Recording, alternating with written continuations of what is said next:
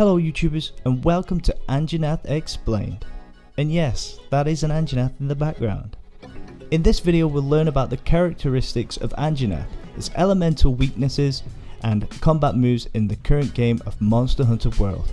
Firstly, I would like to go over the characteristics of this monster.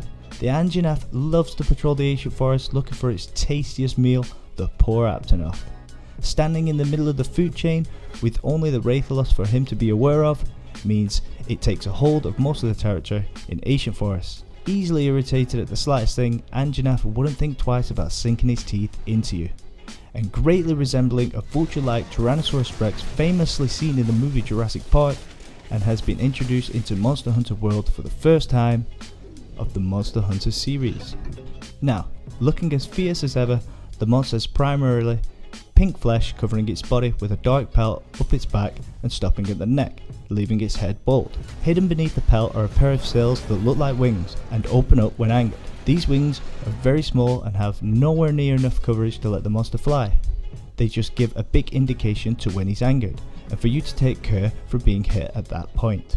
Having powerful jaws that allow it to rip foes apart, and a nose used for smelling out prey which unfolds a crest from its nasal when doing so, and even breathing fire from its mouth, Anjanath is a monster not to underestimate.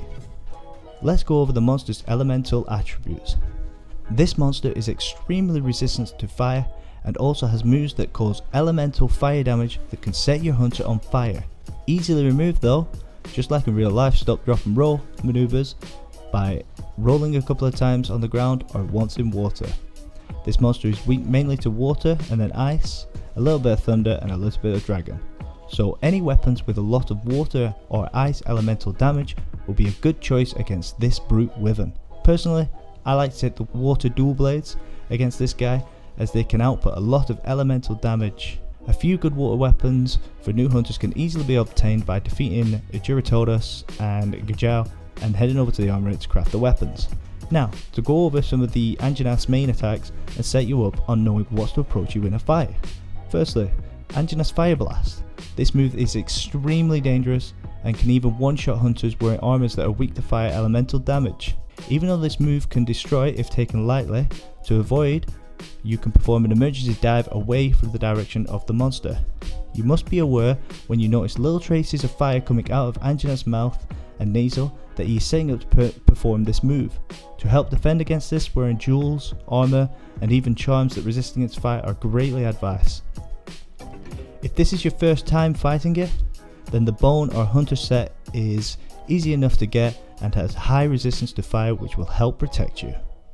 Also, to be aware, the traces of fire that come out of the front of the Anjanath as they cause the hunter to set on fire also.